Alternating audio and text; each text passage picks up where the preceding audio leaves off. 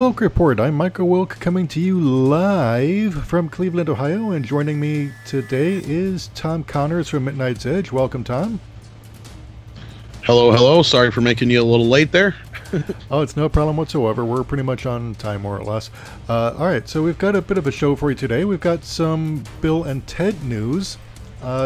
According to Geeks Worldwide, Bill and Ted Face the Music starts shooting in Los Angeles and Arizona in January. In early June, Omega Underground reported that Bill and Ted Face the Music, starring Keanu Reeves and Alex Winter, would begin filming on January 10th. That still seems to be the case, and we now know where they expect to be shooting it. We've now learned that filming will be taking place in Los Angeles, California, along with Tempe and Phoenix, Arizona. Bill and Ted are now middle-aged family men with responsibility.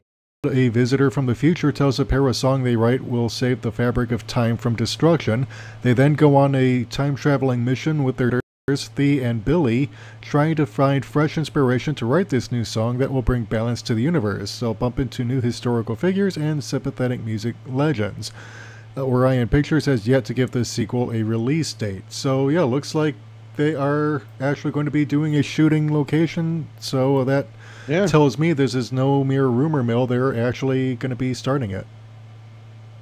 Well, yeah, this actually comes on the heels of recently Keanu Reeves had said, I can't remember if it was on a press junket for something, but he had expressed some doubt that Bill and Ted 3 may even see the light of day. It seemed like they've been running into some issues, but this is good news. This is good news. So if they've got filming locations already set up, then that means they've found the funding probably, and everything's pushing forward. And I'd imagine we'll get a late summer, if not winter, release next year. Not to be punny with Alex Winter, but just to say, yeah, I'm willing to bet about a year out. Usually that's the turnaround time on these.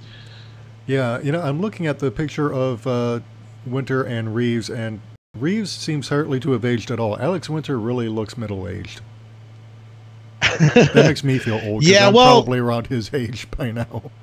I was going to say, I doubt he worries as much about his looks as Keanu, or he just wasn't as lucky, because I know Alex Winter has worked more behind the camera than he has in front of the camera in the last 20 years. So yeah, and people age at different rates. Even 30 years maybe. Yeah, and we all respond. I remember when I was in, I think it was like 23, 24 years old, I ran into a friend of mine from high school. We were about the same age, and you know, he looked like he was in his 40s by that point, even though he was still only 23, 24. So, and you know, that denotes hard living within the space of a few years. So, yeah, so that's just something I wanted to comment on because I'm feeling particularly old this week with my neck acting up.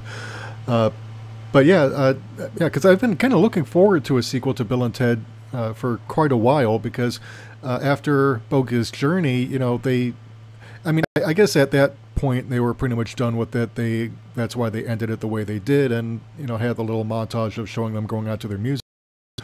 But you know, I guess, you know, after so many years, you know, time goes by and you decide, okay, we've got one more story in us after all. So I'm actually kind of glad that this is happening. Right, and this is perfectly timed if you ask me. I mean, sure, I would have loved to have had a Bill and Ted movie 10, 20 years ago, even 30 almost years ago, because it has been nearly that long since we've had a Bill and Ted. 91, I think, is when Bogus Journey came out. So yeah, we're going on 3 decades since we've had Bill and Ted. But I think with the Cobra Kai situation, the way they handled that, this sounds like it's going down this similar route. I don't know about the daughters, unless they had more kids after the fact, because their sons would be pushing 30 by now. That's the other thing I was going to get to. So I'm assuming they had more kids after the fact and just named them all Bill and Billy and Theodore and Thea and whatever. Yeah. So, I mean, it's just... I love Bill and Ted. I mean, I'm a huge fan, probably a bigger fan than most people would realize. I have of course, I have the movies, but I also have like the NECA figures of Bill and Ted and Rufus. That's going to be the sad thing, though, bringing that up, is that how they're going to deal with George Carlin not being available anymore, obviously. But I think from what I remember hearing about one of the earlier pitches for the story, that was going to play a major part. in the story, like something happened in the future, and that's why they never wrote the story they were supposed to, and something happened to Rufus, that's why he's not around. So I'm sure they'll address all that kind of stuff, and that's the best part, is it's not going to be like a reboot. It sounds like to me it's actually going back to the original story. We're not setting up a new Bill and Ted. I mean, I'm not saying they won't set up necessarily their daughters for future films, but obviously they're doing it right by setting it up with the originals and not by doing a total remake, which in this instance I gotta say I'm actually kind of floored that they would actually do that, because you would think with something like Bill and Ted that they'd be like, why would we even try a sequel, especially when nobody liked the second one, which don't be I love the second one, but I know a lot of people didn't care for the second one, and it didn't do nearly as well at the box office and stuff. But for me, it's like I can't believe that MGM and whoever else is involved is like, no, we just want to reboot it. You know what I mean? Like, I'm just surprised, because it's like we can get some new young kids in there and we can just reboot it. I'm surprised they haven't gone that route already. Yeah, well, I don't know if it's the same situation that the Ghostbusters cast and crew had, because I know each of those guys had like partial ownership, and that's why it took so long, because Aykroyd and Ramis might have wanted to do a movie, but you still had Bill Murray, who didn't want to be involved unless his character was killed off, and so it just ended up going for decades, to the point where he had before. In his contract he got money, he got paid whether or not he was in the movie or not, and all this other kind of crap. So it was like, they were just fighting to get a third film made, to where this is a little bit different situation, like you said. But I'm just surprised that the studio themselves hasn't just stepped in and said, we're just going to remake this, because this is the same company that just did, as far as I know, MGM owns the rights to, unless somebody else bought the rights straight out. I don't know. I'd have to look on that real quick. But I'm under the understanding that MGM still owns the distribution rights, because they're in this process of remaking all their classic stuff, like Death Wish we just got. Yeah, which was a totally unnecessary. Right, because Death Wish was unnecessary, in my opinion, because, I mean, first of all, I've never been a fan of these vigilante movies from the 70s and early 80s, because they just seem like they were trying to deliberately destroy the Hollywood Renaissance and really kind of color that whole period of kind of like edgy rebel. Since I'm on your show, I can actually say this. Let's not pretend here. These movies were made for a certain demographic, and that demographic is the conservative, Second Amendment toting type, where these movies aim towards. And you could have done something interesting with the Death Wish story now in today's setting, and they just chose to do this cheesy basic remake, basically. I mean, it's right. Well, I wouldn't call it cheesy per se, but it's a remake. There's nothing new added to it. There's no new commentary for the time added to it. It was useless. Yeah. And speaking commentaries of the time, we've got Howard Stern making the news again. Deadline Hollywood reports Howard Stern calls old foe Les Moonves a snake in the grass. The article reads, Sirius radio host Howard Stern isn't letting bygones be bygones with CBS chief Les Moonves. Les is such a snake, Stern said on air last night. He's a snake in the grass. I hate him. I always have. That won't come as any surprise to viewers of David Letterman's old CBS show, where Stern once wore an I Hate Les Moonves t-shirt and mocked Letterman about his friendship with Moonves. Stern's hard feelings go back to at least 2006, when he was sued by CBS Radio for breach of contract, stemming from Stern's ship jump to Sirius the year before. Last night, Stern recalled that Moonves tried to ruin my life. Stern likened the CBS exec to Tony Soprano and a cold barracuda. Moonves was accused of sexual misconduct by multiple women in a New Yorker article expose last month. And, I wish they would stop calling this misconduct. It's not misconduct, it's assault. It's flat out sexual assault. Until there's any kind of charges, I get where they're, you have to toe that line. But no, you're right. I totally agree with you. It is. If these allegations are true, it is straight up assault. There's no ifs, ands, buts about it. And of course, we can't say that it's true because it hasn't been proven yet. But there's a lot of smoke. Yeah, but this also guess, kind of plays into Les Moonves' reputation for being a vindictive SOB who, let's face it, Yes. he does like to ruin people's careers if There's they a pattern tick of him off. Yeah. There's a pattern of threats there that are very similar. Yeah, Yes. so I have to believe that this would actually, just kind of reinforce some of the stuff that's going on there. Because right now, we've got Business Insider actually has an opinion piece by Alison Chantel saying CBS must fire Les Moonves. And the article says, since mid-2017, more than 400 celebrities, politicians, and executives have been the subject of Me Too scandals. Of all those incidents, the claims against CBS CEO Les Moonves are among the worst. It's been more than a week since he was publicly accused by multiple women of sexual harassment and intimidation. Perhaps the most disturbing part of the accusations, one that has gotten somewhat lost in the discussion, is that 6 women who said they shot down Moonves' advances described some form of retaliation. Essentially, they claimed Moonves misused his position and the resources of CBS, and their careers were negatively impacted. This alleged gross misuse of power while representing the company should leave CBS no choice but to fire him. At the very least, he should be suspended while investigations are ongoing. So, first we had the head of that one group calling for his resignation, asking why he's still there. Now we've got people at Business Insider asking why he's not been fired or at least suspended. So what are your thoughts on this? Well, I'm not saying, okay, the last one, fired or suspended. Suspended is the operative word here.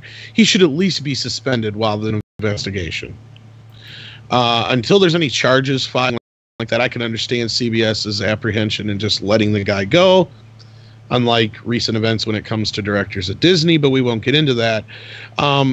Because obviously to keep your job, you actually have to do something bad, not joke about it. I know I'm being a little facetious or sarcastic here, but there's a reason for it, and that is because we have this whole thing going on where it's like, it all depends on who you are, it seems like, because if you're John Lasseter, you can just be suspended. If you're James Gunn and you make a bad joke 6, 7, 8 years ago, you can be fired. If you're Les Moonves and be accused of doing what he's doing, I would think that he should at least be suspended until there's an investigation done internally, and if we find out if there's going to be any external charges made. And we know in the one case there won't be. Yeah, because the statute of limitations just one case, ran out. Yeah, and but that doesn't necessarily mean that he can't still be charged for something where the statute of limitations has not run out. And that is the operative term, is statute of limitations, because a lot of this seems to go back at least to the 1980s and at least to the late we have a similar 2000s, thing to Weinstein and Cosby in a way. Yeah, and more so Cosby than Weinstein, I guess, but still, regardless, it's. Yeah, and but here's the thing. I'm surprised he's still there. Yeah. Yeah. Well, I think it goes to the point, and I think you brought this up, where Cosby and Weinstein were kind of like on the decline in terms of their clout in Hollywood. Moonves, not so much, and that might be one of the reasons. Not why. So much. I mean, CBS took some hits, and they've had some issues with the whole Viacom merger, which some people thought this might play a deal into, but. A lot of this seems to go back further than that, from my research. So it's difficult to really draw. I don't want to say, because it's not comparison, is not the word I'm looking for. A parallel between the two. I don't think Sherry Redstone had much to do with this that's happening now. That's just an opinion, though. So, although she has taken advantage to also call for his resignation or his termination or suspension, exactly. And considering, and this really has a lot more impact because he has actually been quite vocal over the past 10 years or so as part of the Me Too movement, especially the last year. He's been part of the Me Too movement. He was until last week on the board for. An organization dedicated to fighting sexual harassment in the workplace. Right, and these kind of things are not going to be anything that a lot of these guys can hide behind anymore either, because look at situations like, you've had Bill Cosby. I'm sure he was a big advocate of not just I'm sure he gave plenty of women scholarships too, along with men, as far as, you know, young black students and stuff like that over the years, and all kinds of stuff like that. And same thing for Weinstein. He's had his foot into, you know, democratic and liberal movements and stuff, and given money to this person and that person. Those kind of things, it's just like, you know, it's like the whole serial killer thing. You know, they interview the next door neighbor, and they always say the same thing. We'd have never thought it. Would have never, you know, we never suspected it. Blah blah blah. Well, in these cases, there was suspect. There was other things, but it was a well kept secret. Well, not a very well kept secret in Hollywood, because you know, people had heard about it. But. Right, and you know, I remember the day Cosby was convicted in court. Marsha Warfield from Night Court actually posted on her Facebook page relating a story of how her agent had warned her prior to a meeting with Cosby, don't take any drinks from him because he likes to drug women and have his way with them. And, you know, at the time she kind of forced herself to blow it off and, you know, go to the meeting, but she didn't accept any drinks from him. And I guess eventually she cut contacts with that agency. But, you know, what really disgusted me about that whole story was just how casual this guy seemed to have warned her, at least right. You know, to hear her tell it, because it's like, well, if you've known about this for a while, you know, why didn't you do anything about it? And Warfield, and the power. That's where the power comes in, and yeah, and she felt a lot of guilt, you know, for many years for not having stood up and said something earlier, which, you know, is kind of understandable because, you know, there's so many reasons why, you know, someone could be afraid to come forward. Like maybe you're afraid for your career. Well, maybe and this is a fine line you have to ride because. Yeah, because there's a lot of people who knew about this shit and they should have said something. But we also had that one agent commit suicide over the whole Rose McGowan situation. And, you know, this is one of those things where this movement is a good thing and a bad thing. And I don't mean to, like, say, oh, it's a bad thing that people... No, it's a bad thing in a sense that some people are going to have their lives destroyed who don't deserve it. Yeah, like, you know, like James Gunn, because he actually... Yeah, you know, I mean, well, you know, tasteless jokes are one thing, and they're bad, and yeah, he shouldn't have made them, but he said his apologies, and, you know, he should not have to be penalized with his job or even his entire career simply because people want to jump on board and, you know, try and penalize him for... They buy into the hyperbole of the media and all that, yeah. Right, and also because, well, let's face it, he does like to take his shots at people on Twitter, but, you know, it's one thing, but, you know, it gets to this point where, and, you know, I remember this from the early 2000s when people would go hog wild for someone saying something like with the Dixie Chicks, you know, they were playing overseas. Oh yeah, made a comment, we're ashamed the president is from Texas, which was their home state, and, you know, the far right was calling for an end to their careers, and and now actually they pretty much did. Yeah, really, if you look at it, for the longest time, those girls they couldn't play anywhere without being lynched. They tried going like sort of like this rock route just to try and, you know, change their image a little bit, and it took a long time for them to be able to play out in public again, I'm sure. And but, you know, at the same time though, you know, the good part is that people are finally coming forward. This stuff is not as tolerated as it was even 10 years ago. Right. And you know, because I mean, and that needs to be done. Yeah, and the kids need help too. You know. Yeah, especially, and, you know, because I know Corey Feldman is trying to get the word out about what he experienced as a kid, and a lot of this is, you know, I don't even know half of what he's got to say about this stuff. So I'm thinking maybe we should do a show later on about that more specifically, because I think there's a lot of stuff that might be relevant in terms of how it might affect projects that are coming up now. Because if this stuff gets out and it sticks, you know, we might actually be seeing a few things disrupted. Right, and I'm not talking about the QAnon stuff or anything like that. I'm talking about legit stuff like, I believe Corey Feldman has some things to say. And I'm sure a lot of people around his age and younger and older probably have more to add to it. There's the whole thing with, what was his name, Dan Schneider? Yeah. And then, at Nickelodeon? Yeah. Yeah, and then there was also Eliza Dushku back when she was working on True Lies back in 91, 92. And the name of the stunt man, to me, but yeah. Yeah, yeah, and she was like only 12 at the time. It's like, how do you, right? And I know James Cameron was actually distancing himself from that guy too. And but yeah, I mean, you hear about stuff like this, and part of you doesn't want to believe it, but once you get into the details, it's like, Jesus Christ! I mean, what the hell has been going on all this time? But then, being a history buff, I went into the whole. I started looking back into the Fatty Arbuckle scandal, and Jesus. I mean, if we think things are bad today because the internet, I think, kind of makes things a lot more visible than they used to be. You could get away with a lot less today than you could even there's two sides 10 years to it, ago. yeah. Right. But as opposed to where, look at like, what was it, 25 years ago or whatever it was, Pee Wee Herman, if you would have believed what the next guy down the road told you what was going on, he jerked off in front of kids. That wasn't even close to what happened if people actually did a little bit of research. Nowadays, it's a little easier to actually go and find the truth than it was back then.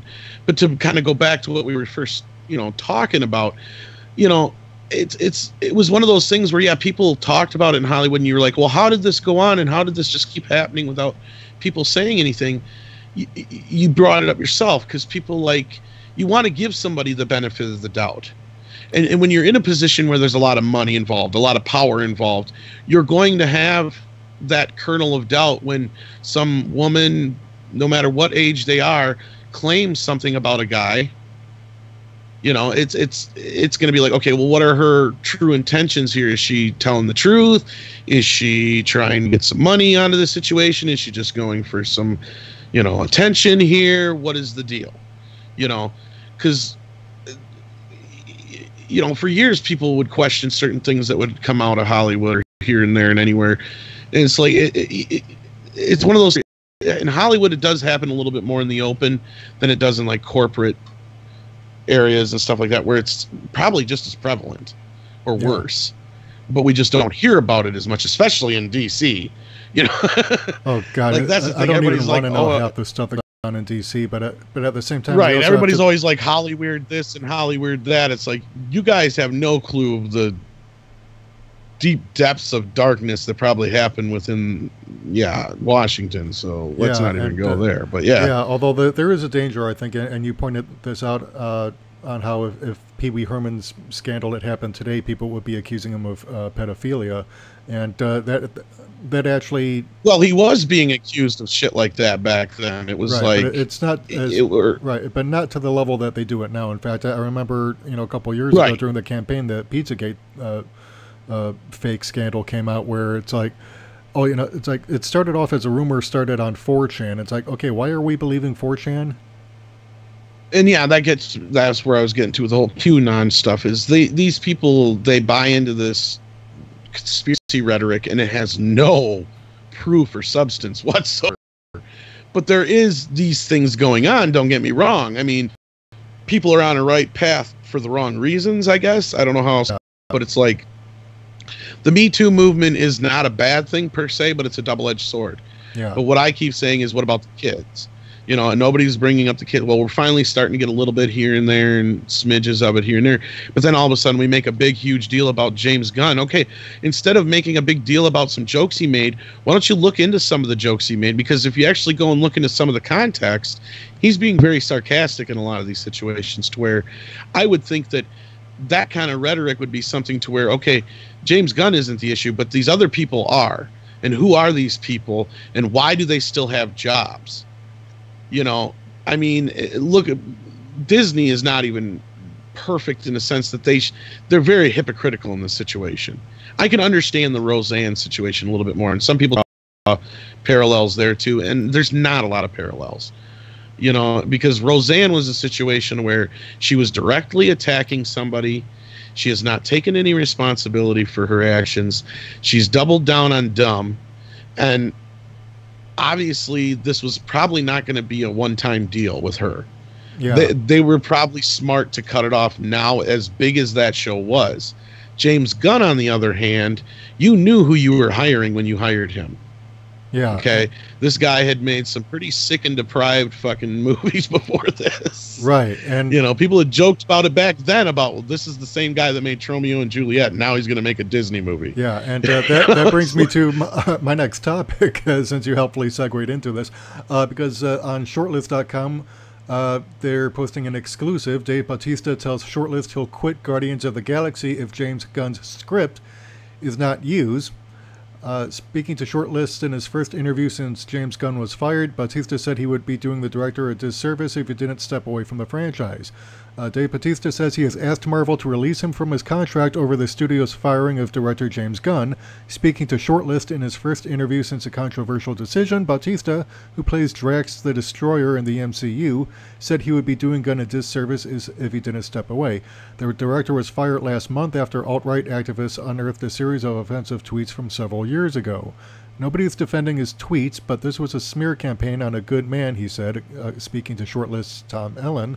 I spoke to Chris Pratt the day after it happened, and he's a bit religious, so he wanted time to pray and figure it out. But I was more like, fuck this is bullshit. James is one of the kindest, most decent people I've met. Bautista said Gunn had already turned in the script for Guardians of the Galaxy Volume 3. A replacement director for the film, due to shoot early next year, has not yet been announced. Where I'm at right now is that if Marvel doesn't use that script, then I'm going to ask them to release me from my contract, cut me out, or recast me. I'd be doing James a disservice if I didn't. Bautista echoed this sentiment on Twitter during the early hours of Monday when he tweeted, I will do what I'm legally obligated to do, but Guardians without James Gunn is not what I signed up for. Guardians of the Galaxy without James Gunn just isn't Guardians of the Galaxy. It's also pretty nauseating to work for someone who'd empower a smear campaign by fascists and cyber Nazis. That's just how I feel, and of course the article goes on. But yeah, so what are your thoughts? Well, there's several parts to this we have to break down. First, he's not wrong, I guess, in a general way. Disney did, for lack of trying not to be punny anyway, but they did jump the gun. They reacted to a smear campaign that was brought on by politics and not by anybody's true, how do I put this? They didn't have any concern for James Gunn as being a pedophile. Nobody really thought that. They knew what they were doing. They did it on purpose. They presented them the way they did so they would appear the way they did. The headlines were made the way they were so they could appear the way they were. But once you find detail of things, as I said before, if Disney would have done their due diligence, they would have been able to do they could have just suspended him, done an investigation, looked into the tweets, seen that, with a little context, it's more than obvious that he was joking. He's had no accusations against him. I'm pretty sure he's either under investigation now or probably had been in the past, way back when these tweets first surfaced, or when the one gentleman that he had interactions with had been charged with child pornography. Just child pornography, though. He hadn't been charged with assault or anything like that. That does need to be clear, too, because there's a lot of people who are using this other gentleman, Hiddleston or whatever his name is, as an example to say, well, obviously if James Gunn's associating with this guy, he's got to be a pedophile, which is the dumbest shit I've ever heard. It's like the guy. Because tweet, according to we don't even know. According to most conspiracy fantasies, just being associated with someone who's involved or appears to be involved is enough to convict. It's kind of like the witch hunts of the 1690s and the communist hunts of the 1950s, and now they're back in full force, in the political sphere, and I think that's kind of going to blow up in people's faces, but that's probably a subject for another channel.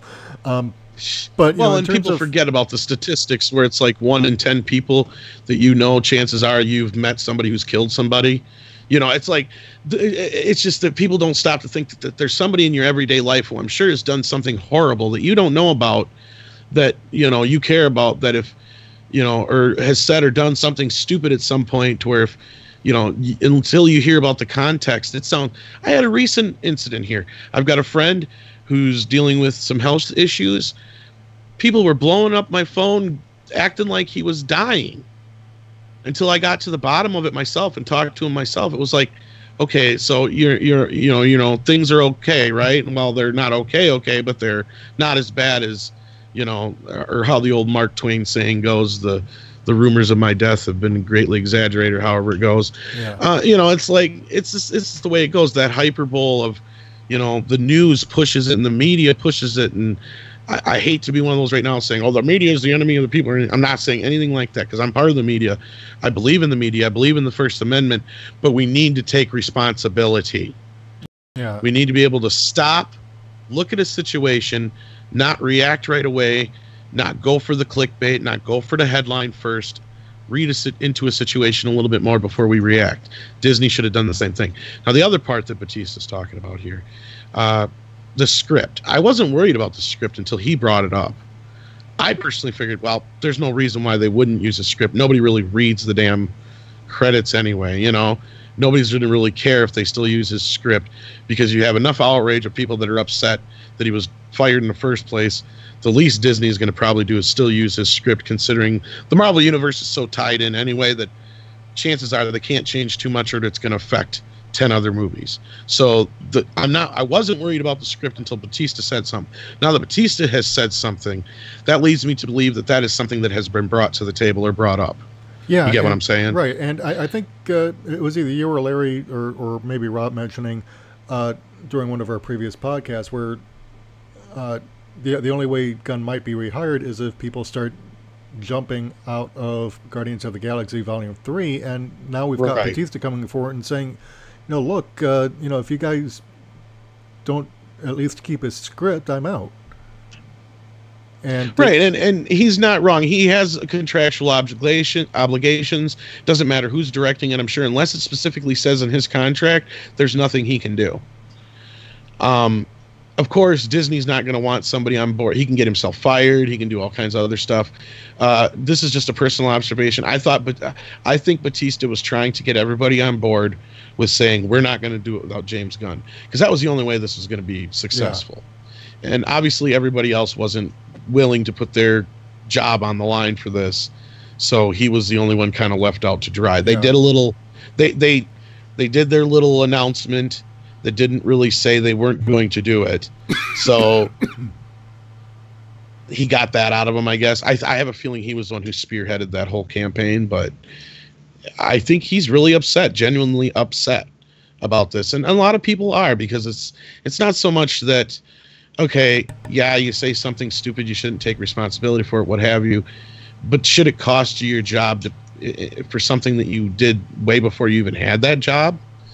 I mean, I guess there's a lot that could be debated there. In some ways, yes. In some ways, no. It depends, I guess.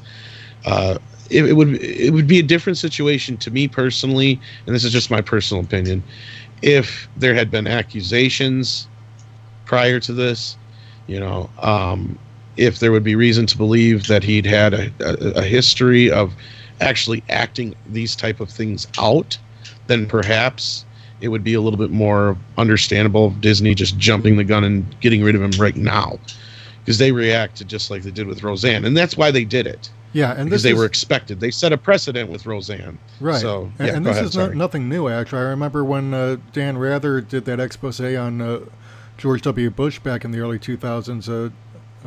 During the 2004 campaign, information came up that actually it had come up before during the 2000 campaign, but never really took off until 4 years later when Michael Moore brought it up at a rally for Wesley Clark. But Dan Rather had done this expose on how Bush had deserted his cushy Air National Guard position that his father had got for him so he could avoid going to Vietnam. And so Rather tracked down the secretary of his former commanding officer, who confirmed what had been in a memo that, stated that, Bush had not been observed from a certain date, and he was gone for at least a year and a half, maybe 2 years, out of a 4-year stint. So, and apparently to work on a political campaign in Alabama.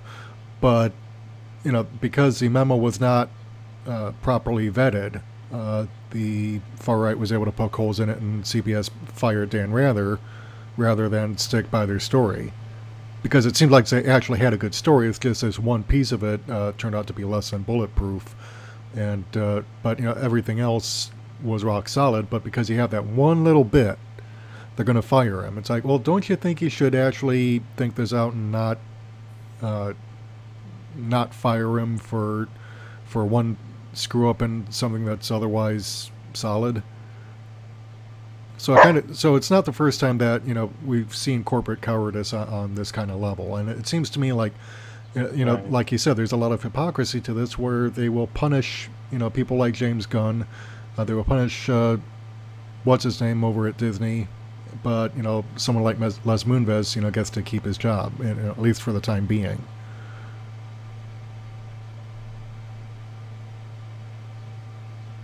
Sorry, yeah, I got my dog here going nuts. Yeah, it's Sadie, settle down. Sorry about that. Yeah, it's just strange how they just didn't even do any due diligence ahead of time, because they're trying to claim that they didn't know about this now, according to recent reports, ahead of time, which I find very hard to believe. I mean, But yeah, and especially going forward, with episode 9, if you're gonna hire people, you really need to vet them, especially if you're Disney and you've got an aversion to anything that even reeks of risk or bad publicity, because right now they are so concerned with the potential repercussions of looking bad that they're willing to Right. make decisions that really are not all that wise, but from a corporate standpoint, I suppose they could be considered the smart thing to do. I don't think it is, but they're very risk averse, but it's going to come to a point where I think that risk aversion is actually going to become a bigger risk in itself, because at some point you have to be willing to take a stand based on a position of integrity, and when you lack integrity, people are not going to want to, they're not going to want to go for your product, because people have their limits. Right, there's two sides to it, and you have to kind of weigh in, and part of it says you got to be a decent human being and not be a jackass. Yeah. Or you're not going to be able to be famous. But then again, sometimes that's how people get famous. So it's just, it's kind of like, how do you go forward in a country? Not a country, but well, we do in a way as a country, but I was going to say in an industry, with a lot of this stuff head on, and it's very difficult, I'm sure, when you come to guys like Les Moonves and Weinstein and Cosby, and I'm sure there's tons more that have never been uncovered in the past, and every once in a while, I guess these things have to happen to kind of cleanse and for get renewal. rid of the bad stuff. Almost like Time Lord regeneration, but without any Time Lords. Right, and, Okay, it's that about joke could have time. gone a lot better, but yeah. But, No, I get it. It's about time, and the whole time's up thing. I get it. There's a reason behind it, and it is. There's enough. I mean, I think we brought this up on one of your shows before, was that if this was the reason why we don't hear about it so much in blue collar situations with jobs and stuff, sexual harassment at work, is because people can't be affording to sue people or lose their jobs. You know what I mean? To where it's a little different, to where people have, in these bigger positions where they have power and stuff like that, it's a little different. James Gunn, the situation with him, he's a casualty of this whole war, I guess. Yeah. Call it collateral damage, call it whatever you want. My biggest concern going forward is so much that if James Gunn is reinstated, is what this means for us as a people as a whole, as far as freedom of speech, as far as people being able to tell a joke, as far as being able to for people to be able to tell whatever kind of joke they want. Because I mean, I'm sitting here, I'm watching, enjoying South Park in the background while I'm editing and doing other stuff for Midnight's Edge, and it's just like, now I'm noticing all the stuff. It's like, oh God, that would never fly now. That would never fly now. And I'm saying it 3-4 times a show, and that's just one show. Yeah. If I'm sure if I turned on to Family Guy or something else, I'd have the same thing. Simpsons too, I'm sure. I mean, they're just dealing with their whole thing with Apu. I think you guys just talked about that. Yeah. So it's like, where do we draw this line where it's like, okay, we have to able to laugh at ourselves too at a point. Yeah, we've gone from being And insensitive to hypersensitive, I think, and it's like, can there not be a happy medium here? But speaking there of, should be. Yeah, and speaking of happy mediums, that brings me to my next thing, which is a live show that you guys just did, actually, the other day, about the Picard show. Overlord DVD and Random Game User 42 were on Midnight's Edge After Dark live, talking about the rumors circulating about the new Captain Picard show that is being taught. Right, and it's like, apparently this is going to be set in the Jar Jar Abrams universe, not the actual canon universe. So we can't confirm that per se. Right, and that's right, and that's the rumor going around. Right, and keep in mind, until we receive actual official sources, we can't. What has been confirmed is Patrick Stewart is back. They are doing a show, and it will be 30 years post Nemesis or whatever, 20 years post Nemesis. So we're getting old man Picard, whatever you want to call it. It's been about 15 years since Nemesis came out. I think it came out, 2003? Or 2004, somewhere about there? I think so, somewhere about that, yeah. Yeah, it was after Voyager went off the air. I know that because they had Janeway in there as an admiral in an early scene where she actually sends Picard on the mission to talk to Shinzon and everything, played by Tom Hardy, who's now playing Venom without Spider-Man. And it's a whole screwed up situation. But this actually, if these rumors prove to be true, and like I said, these are only rumors, nothing's confirmed yet, but if these rumors are true, it does kind of feed into what actually you guys on Midnight's Edge were talking about last year, I believe, about rumors that Jar Jar Abrams wanted to shut down all Star Trek, the original series merchandise, as well as archive the series, which is on I dug up an old article on cfe.com.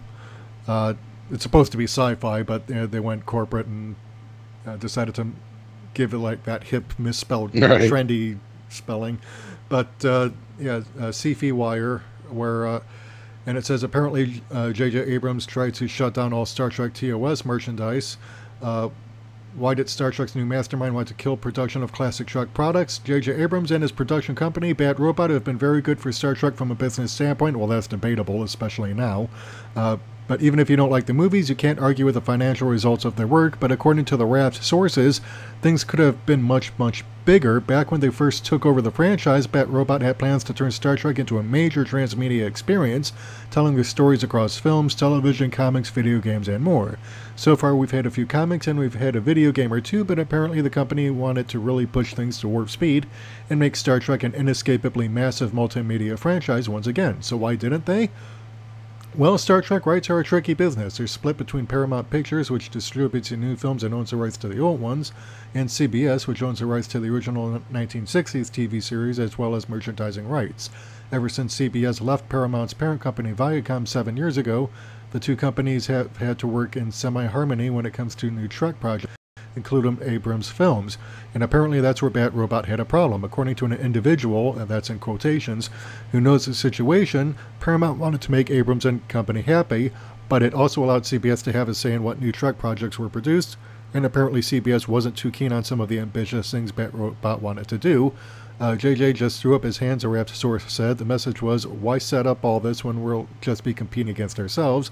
The studio wanted to please Bad Robot, but it was allowing CBS to say yay or nay when it came to what was happening with the Star Trek projects. Apparently, and again, this is what you guys were talking about, is that the toy manufacturers can't give away the toys based on Abrams movies. It's like you can't even sell them at bargain bin prices. I've seen stuff like the new Star Wars toys and the Abrams Trek stuff at Target for like $1.99. Ninja Turtles and Star Wars and stuff. So I mean, so it's not selling. That's another reason, is that the stuff doesn't sell. So how are you going to tell CBS, oh, you have to cause your financial damage by ceasing to sell stuff that actually sells and makes you money because it hurts my delicate ego because my stuff isn't selling? And also, I don't own the copyright, so I can't make that decision anyway. So, I mean, it just seems like little boy ego, once again at work. And but this, like I said, this kind of ties into the rumors circulating about the new Picard show, where now because people are kind of losing their shit and saying oh, this is the end of Star Trek as we know it, because this is CBS now basically caving into Abrams and saying that there's never going to be anything set in the original or actual Prime timeline ever again. And that's the assumption. Now, again, we could be wrong. All right, this is... Well, here's the thing about caving into Abrams so much. I'm not this thing there. People need to remember that Alex Kurtzman is now the head of all this for at least the next 5 years. Kurtzman is like JJ's right-hand man.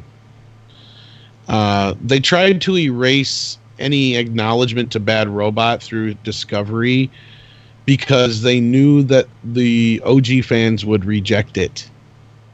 And in the end, all they did was divide the audience, period.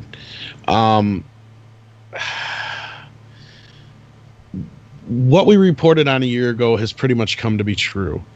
We've noticed that there's been, like you said, no toys whatsoever for Discovery.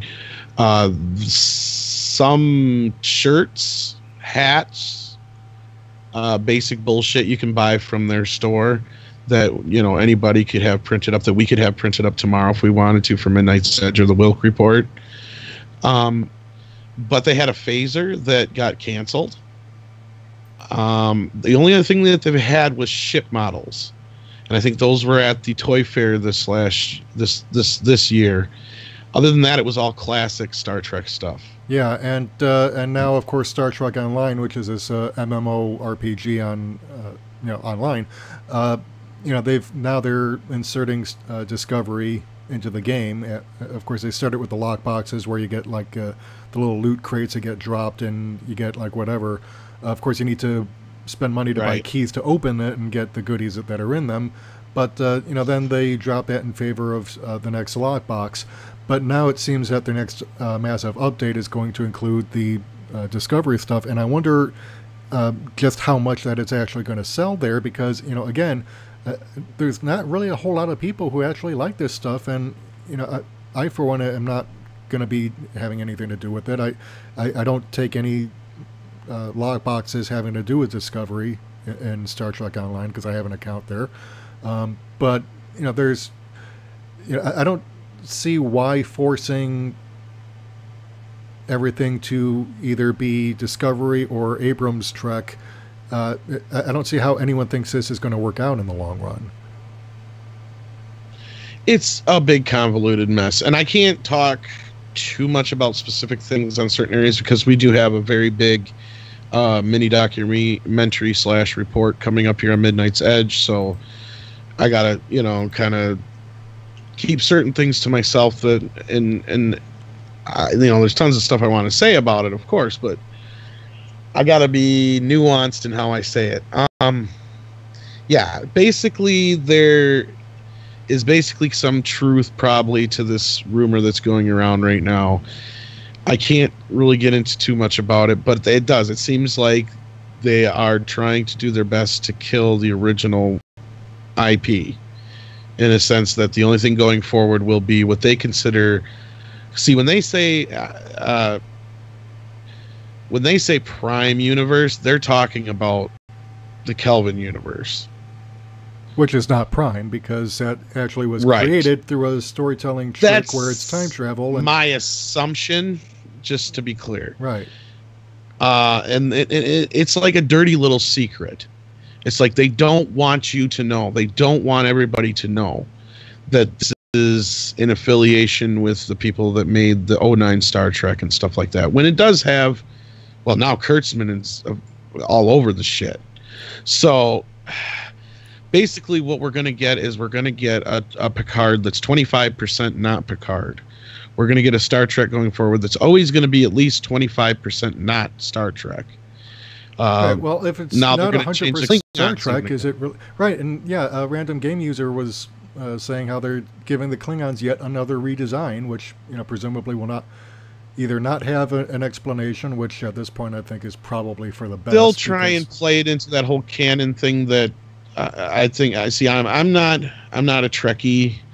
I'm a fan. I'm more of a casual fan to a point. I casually use loosely. I'm a fan, but I'm not like deep into Star Trek.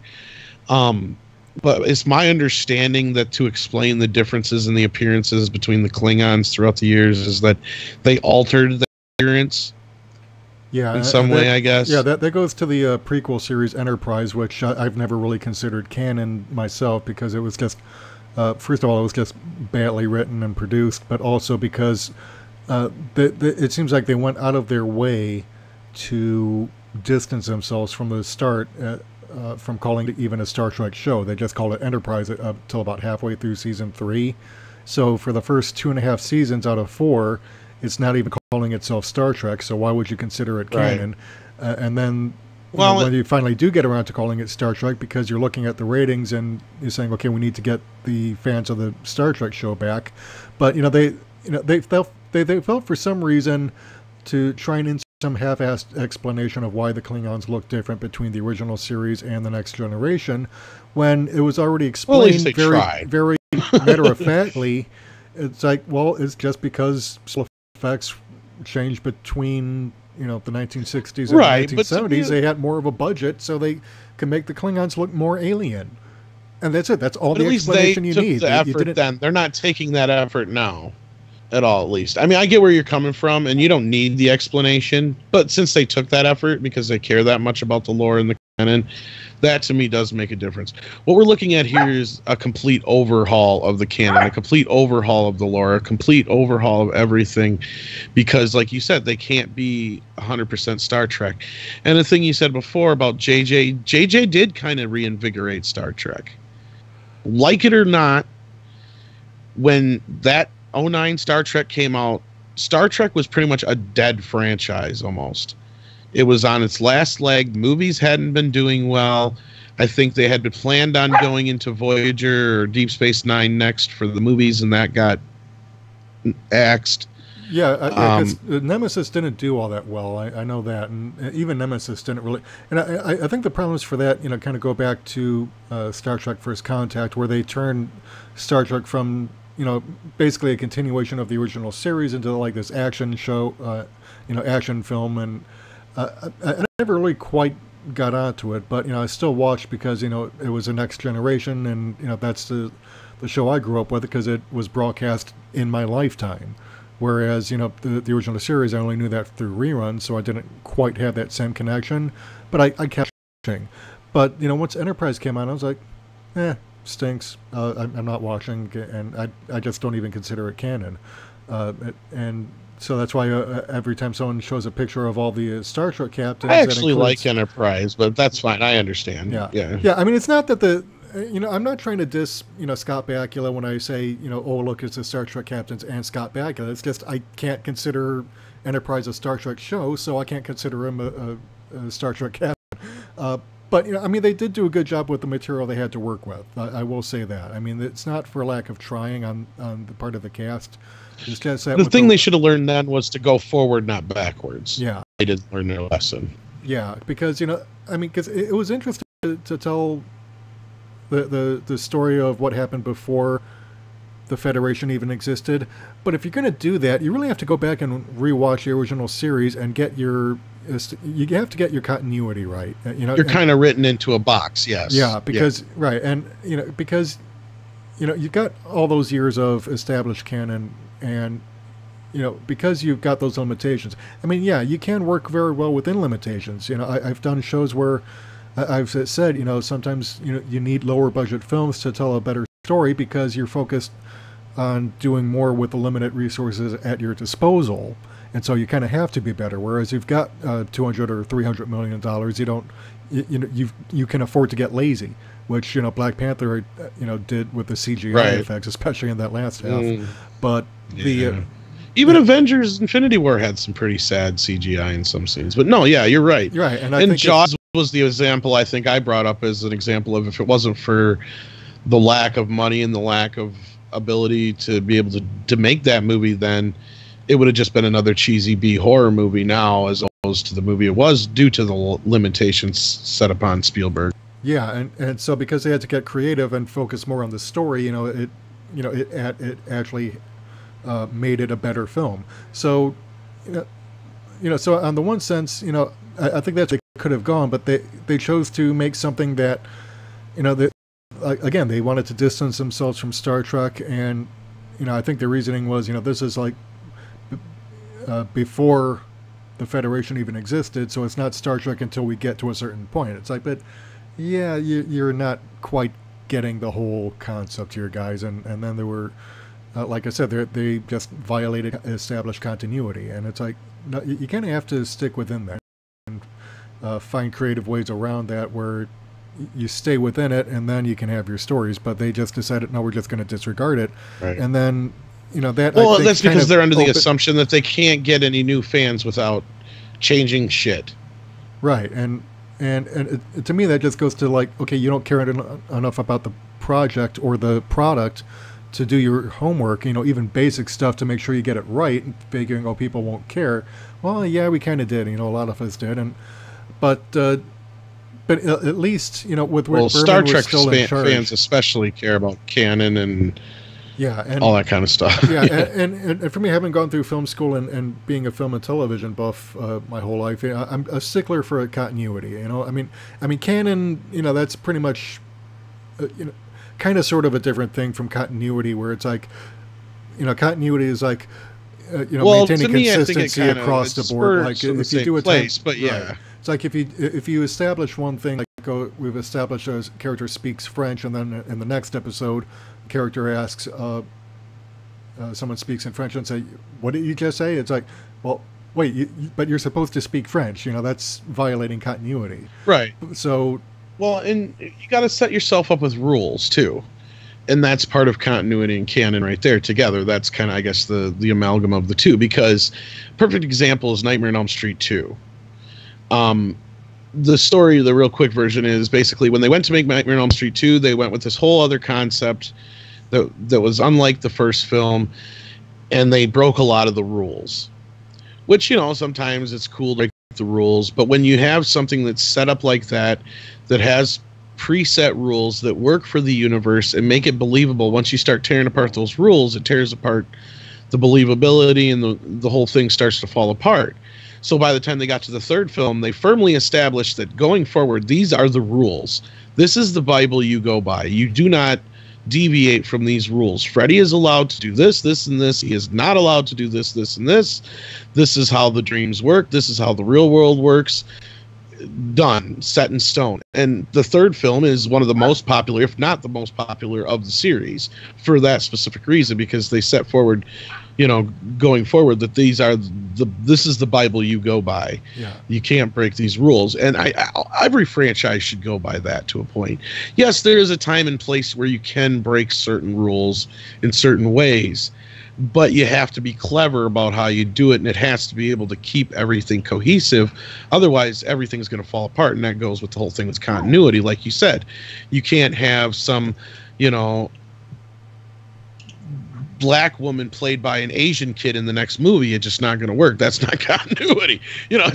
That's a real broad generalization of it, but it's true. It just goes to the whole effect of, we're willing to forgive things like Klingons not being able to have the same kind of features they do in the films and Next Generation as they do in, the limitations they had in the original series. We understand that even without that explanation. You brought that up. But we're not going to accept somebody just coming in and basically nuking the Bible. Yeah, and saying, no, fuck that. Whatever you liked about it before, it doesn't matter. We're making it this now. Yeah, I mean, I don't even call them Klingons on STD. I call them the Stargate orcs, because they're Stargate orcs. But random game user was pointing out in her recent video, how she even had a still of the albino Klingon where he's shedding a tear from a scene where he's actually fighting Mikey Spock, and it's like, well, the tear is actually because the makeup was so heavy and irritating the actor's eye from the contact lenses that his eyes are tearing up and he can't see. But they actually kept that in there for no good reason. It's like, okay, but when it gets to the point where your actors can't even act through the makeup, where they can't even hide their body's physical reaction to all this heavy makeup and contacts that you're putting in. You need to scale back, and this is something that they should have thought out before they even started shooting, before they even broadcast. But no one wanted to admit error. No one wanted to go back and try and fix anything because they thought it would have cost money. Well, if Netflix is paying for the entire season, I'm pretty sure you can afford to go back and fix this thing in early stages. When it's still cheaper to try and fix it, as opposed to waiting until now when you're going to have to spend more out of pocket because Netflix isn't paying for it anymore, to try and fix something that should have been resolved before you even released the first season.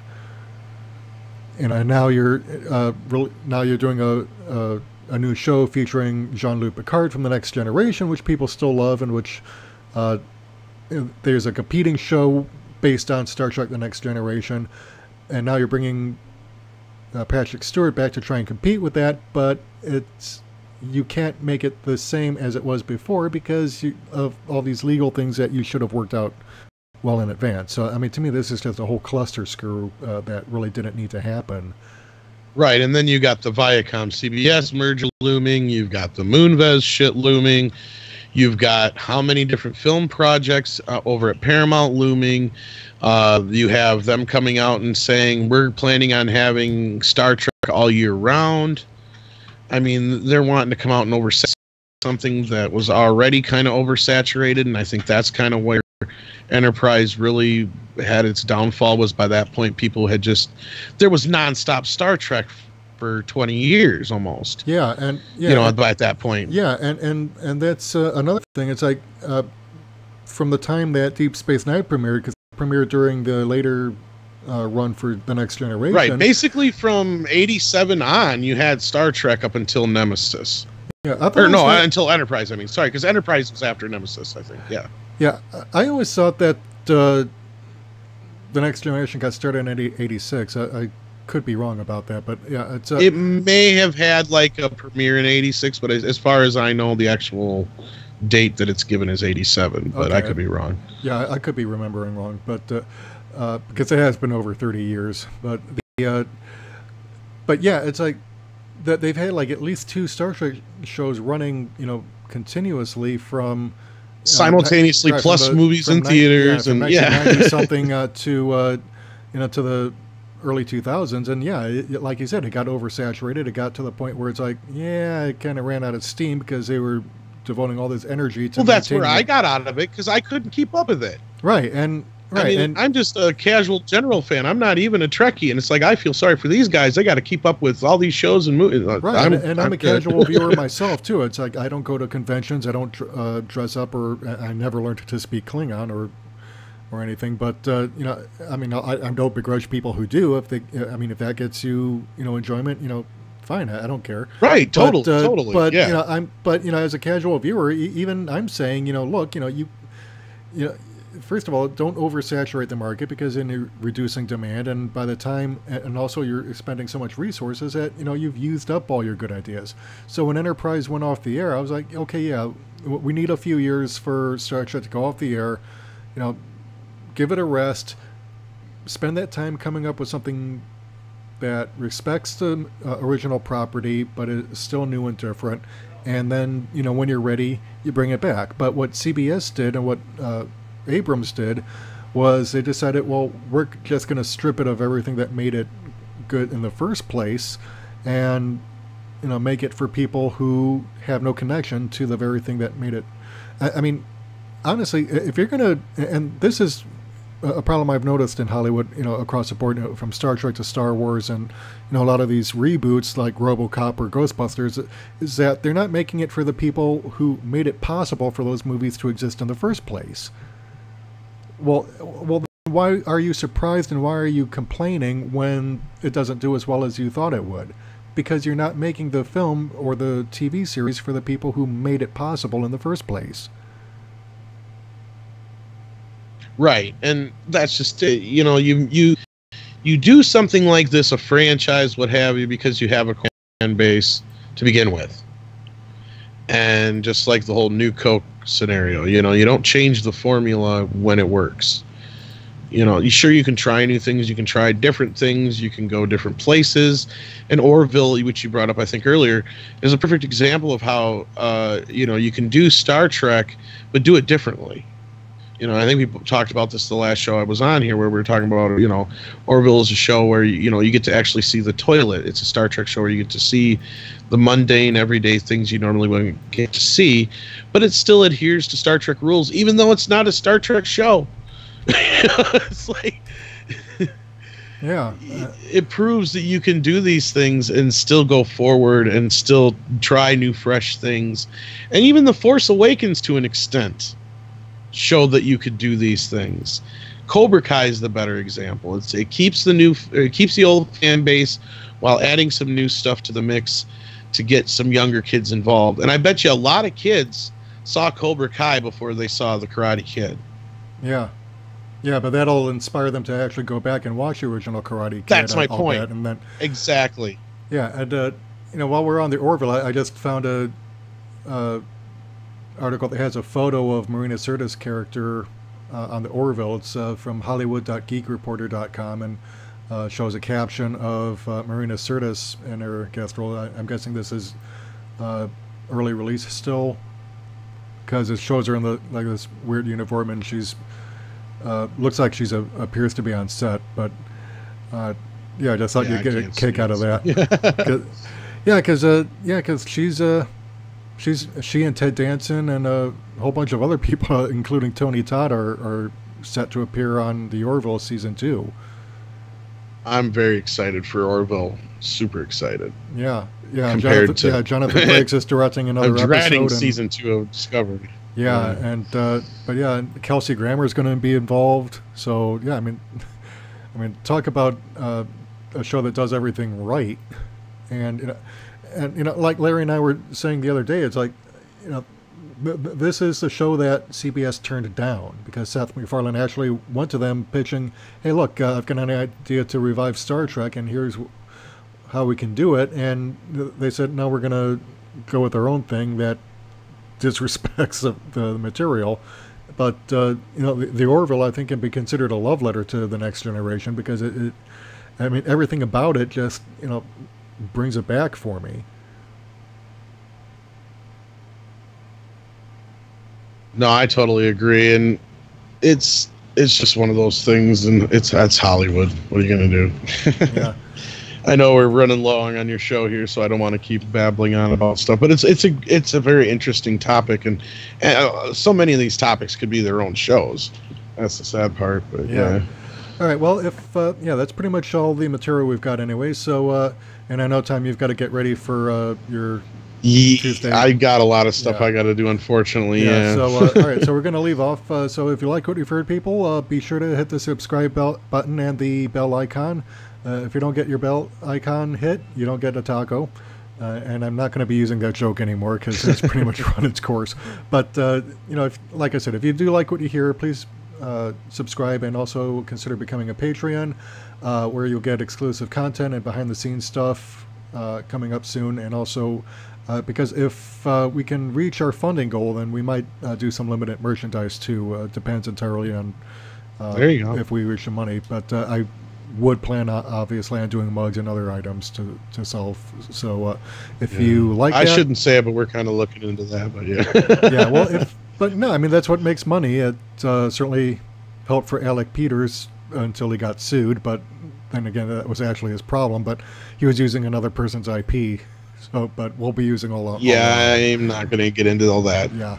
All right. So anyway, I can't. So this is Micah Wilk and Tom Connors for the Wilk Report saying take care, good night, we're out.